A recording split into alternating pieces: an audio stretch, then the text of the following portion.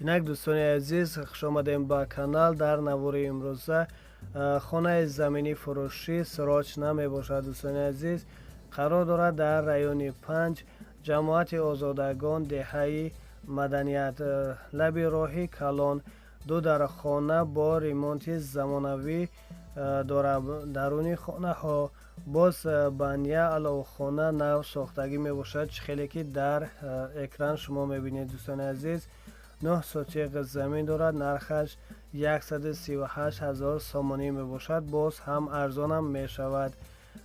و دوستان عزیز آب سوید دارد. در نزدیکیش خانه مسجد مکتب بیمارخانه و غیره ها می باشد. دوستان عزیز خانه سراج نفروخته می شود.